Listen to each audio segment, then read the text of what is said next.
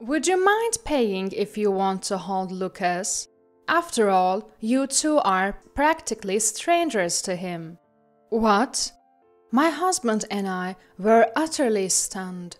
Never in our wildest dreams did we imagine we'd have to pay our daughter-in-law to hold our own grandson. My name is Michelle, a 56-year-old homemaker. I live with my husband, who's also 56. We have one son, Tom, who's currently 28. He got married 2 years ago. His wife, Sarah, is 10 years his senior at 38.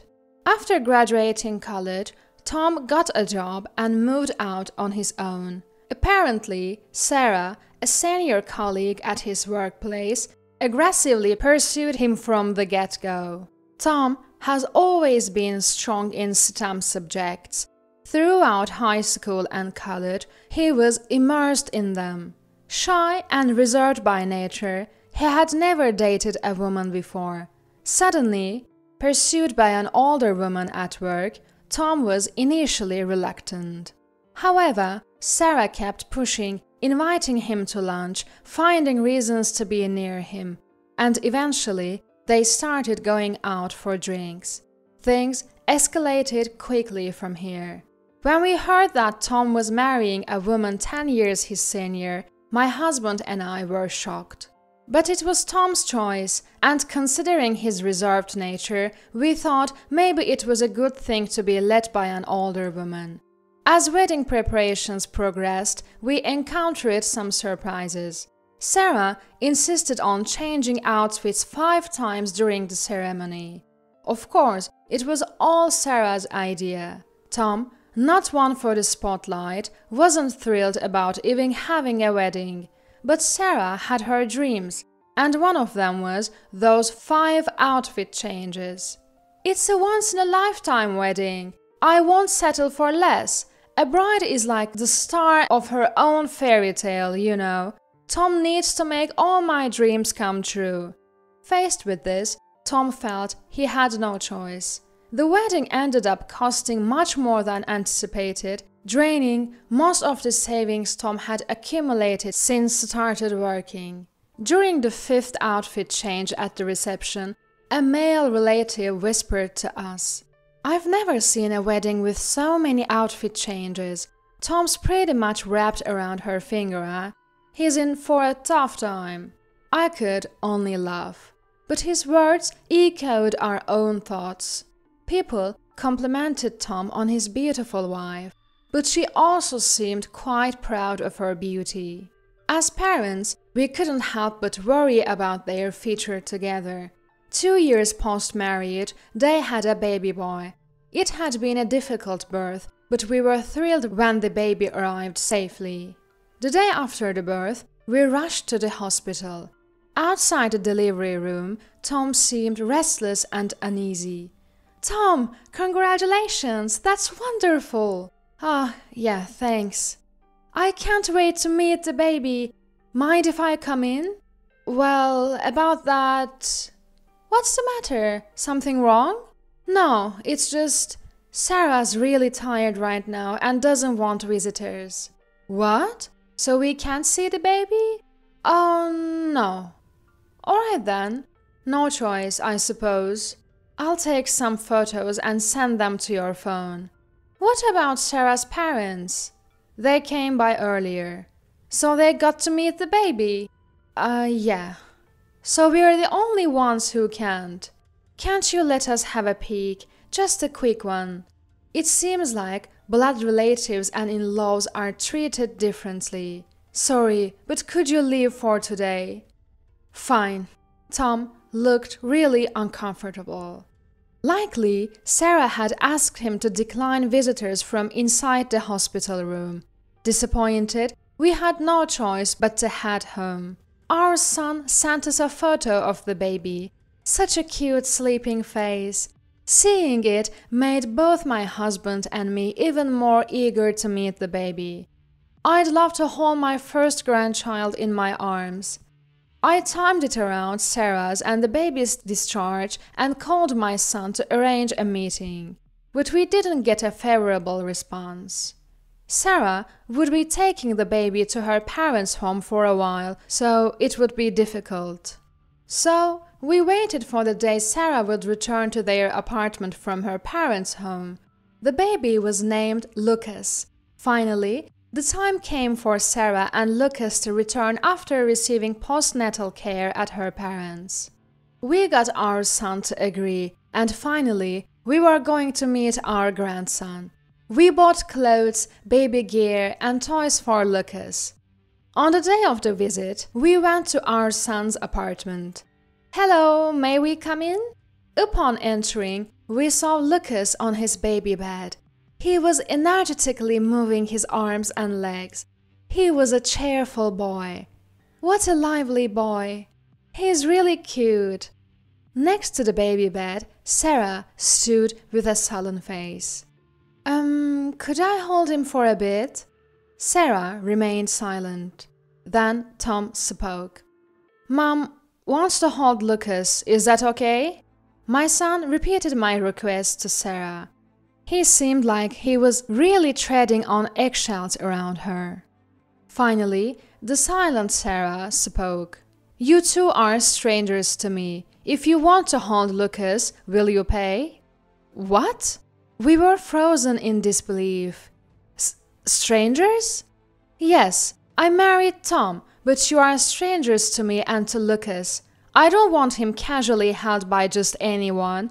If you insist on holding him, I guess we'll have to set a fee. A fee? But Lucas is our grandchild.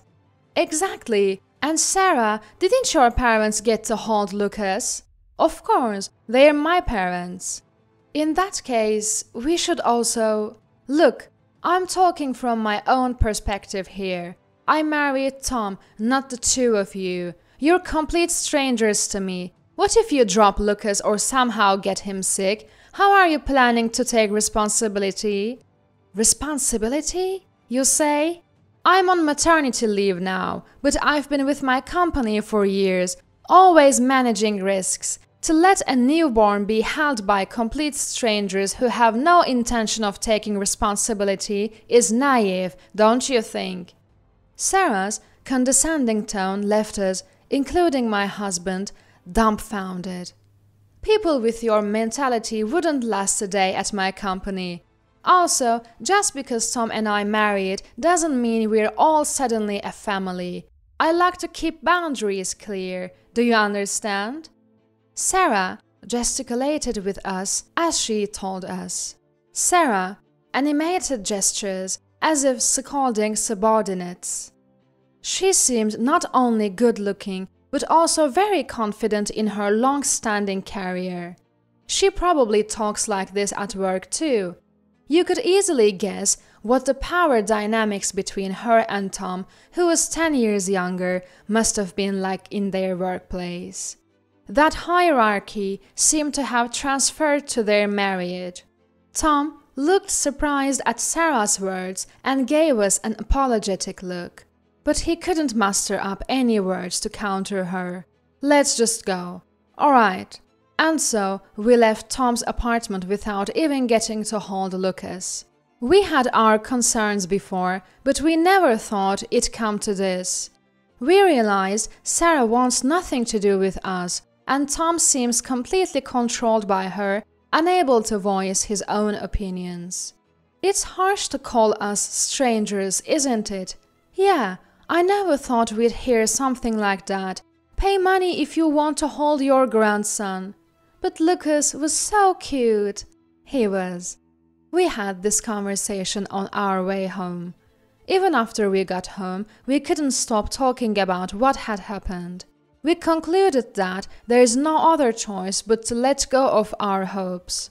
Obviously, in an ideal world, we'd get to hold our grandson and have a good relationship with our son and daughter-in-law. But with everything spelled out like that, we've got to move on. True, at the end of the day, Tom chose to marry Sarah. Yes, what's important is that they're happy. I won't harbor wishes like wanting to hold our grandson or having family dinners anymore. Although I was concerned about whether Tom is really happy in such a situation, I realized it's not our place to question our son's marital choices. If that's how Sarah feels, we have no choice but to adapt. If we forcibly try to do anything, it might make Tom uncomfortable.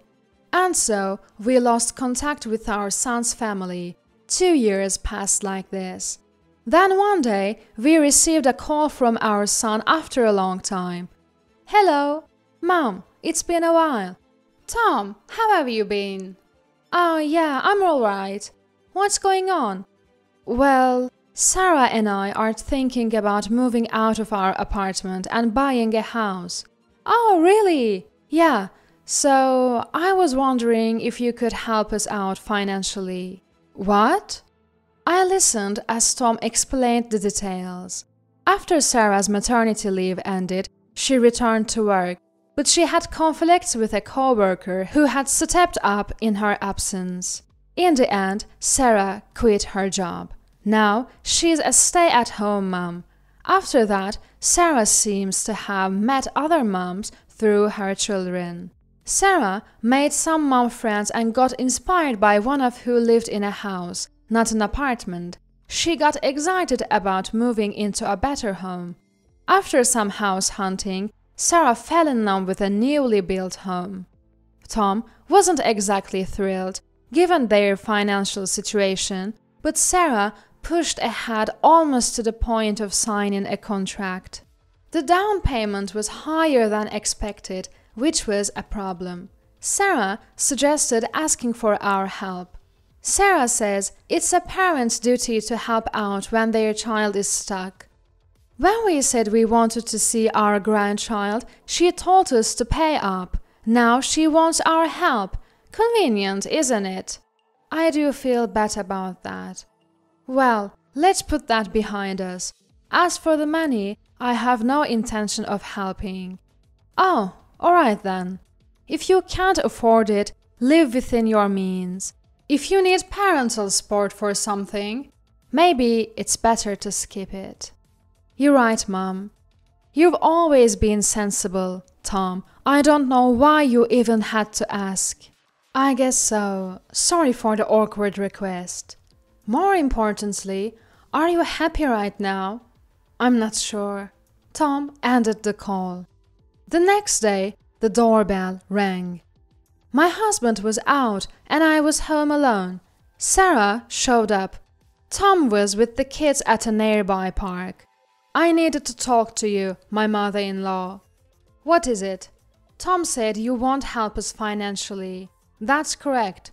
Don't you think that's harsh? Your own son is asking for help. The house will be under his name. He is the breadwinner. How can you ignore him? Isn't that too cold? I was taken aback for a moment when Sarah barged into my house and started giving me a piece of her mind. Just my luck, my husband isn't home. It's just me. I braced myself, realizing that I had no choice but to stand my ground. Sarah, what gives you the right to walk into this house? Huh? Weren't we total strangers? Sarah froze, locking eyes with me but saying nothing. My son can buy or live wherever he pleases. It's none of my business. He's an adult. If he can't afford it, then he should live within his means. Especially when it comes to you, a complete stranger, telling me to fund his home purchase. I have no such obligation. But your son is actually struggling financially. Are you going to abandon him? Indeed, Tom has left the nest. Sarah was dumbfounded and silent. Moreover, it's not just Tom's house. It's where you will live too, right? Why should we help someone unrelated like you? Shouldn't you be asking your own parents for help? My family can't afford to help right now. Then you should give up on buying a house and stay in your current apartment. At this, her face turned red and she looked furious. Isn't it a parent's role to help out at times like this? Sorry to disappoint. It's different from your ideal, just like you're different from mine. What? Are you saying I'm not your ideal daughter-in-law? How rude! You've been rude too. Remember when you told us to pay up if we wanted to hold our grandchild? How dare you say that to your in-laws? I'm not really matched with my husband, am I? What? I rushed into marriage because I was 36 and desperate. I married Tom because he seemed obedient. To be honest, any groom would have done at that time. So, I think he should be grateful that a high-level woman like me married an average guy like him. Wow, you actually said that out loud. Don't you agree? It's a miracle that a woman like me is married to a man like him. That's why I believe it's natural for me to live in the house of my dreams. So, you wanted to brag about owning a home? So what? Isn't that normal? Yet here we are. Tom can't even make the down payment. I told him to ask his family for help, but everyone's so useless. Just then, Tom walked into the living room. Tom, when did you... Were you listening this whole time? Yes, I was curious about what was going on because I heard loud voices. I've been listening at the front door. So that's why you married me, Sarah. Sarah was visibly startled when Tom burst into the room. Tom's previous look of confusion was gone. His eyes seemed calm, but there was a distinct undertone of anger. Mom, could you play with Lucas in the other room for a bit? Sure. I took Lucas into the adjacent room and closed the door. This was the first time I was directly interacting with Lucas. Voices from the living room started filtering through the door. I've reached my breaking point. Breaking point? Do you mean what you said earlier? Who do you think you are? What's with that tone, Tom? You think it's okay to speak to me like that? Enough. What? You should be grateful you even got to marry someone like me, a man who's never even had a girlfriend before. Grateful? Weren't you the one who said you'd marry anyone who came along? You should be the grateful one. I'd never heard Tom raise his voice like this before. Something must have severely damaged his ego, or perhaps he was letting out pent-up frustrations. You kept saying you loved me, chasing me around. At first, I was hesitant, but then thought I could build a family with you. Turns out, you just wanted to use me to say you're married. You never even loved me, bossing me around and even telling my parents they should pay if they want to see their grandson. And now, you want them to help us buy a house. Knowing all this makes everything seem ridiculous. Sarah seemed a bit flustered hearing this. I didn't say that was all true. Lies. I'm done being deceived and used. Our marital power dynamics were skewed from the beginning. I'm not living just to be controlled by you. And I don't want Lucas to grow up seeing such a pathetic mom. It's over. Let's separate. What? No way. I absolutely want to live in that house. I finally found my dream home. I can't give it up. I've always dreamed of inviting friends over for home parties. A loveless marriage in a fancy house just leads to unhappiness. If you want to show off so badly, buy a house yourself. Don't act so high and mighty. Don't command me. That's my line. Such an intense battle unfolded in our living room. I had never seen my son this fired up. Later, it turns out that Sarah had been having several affairs with her former boss. She would sneak out during the day to meet him while leaving Lucas at her parents' home. Learning this, Tom was completely dumbfounded. She was the kind of woman who had a lot of pride, but she was also had a weakness for men who complimented her looks and treated her as if she were special. That was the final straw. Tom and Sarah got officially divorced. Lucas ended up living with Tom. Instead of buying her own house, Sarah found herself being sued for alimony by Tom. She did manage to find a job after some job hunting, but couldn't get along with people, so she quit. Now she seems to be bouncing from job to job. Her looks, once her pride, now seem to have faded away. Since Tom was busy with his work, my husband and I took over caring for Lucas completely. Mom, I'm really sorry for all the trouble I've caused. I should have been more careful in choosing a life partner. That's okay. Everyone makes mistakes, but we all have to cooperate to raise Lucas well. You're right. I'm just glad to see you've become such a responsible adult, Tom. You think you're a much more reliable person now than when you just listened to whatever your wife said. If Lucas grows up seeing a father like that, he's bound to turn out to be a fine adult as well. And so, we live happily as a family of 4. My husband, my son, Lucas, and me. I take great joy in being able to help my son and grandson. Tom is still young, and I secretly hope she meets someone who truly loves and supports him, and, of course, cherishes Lucas too.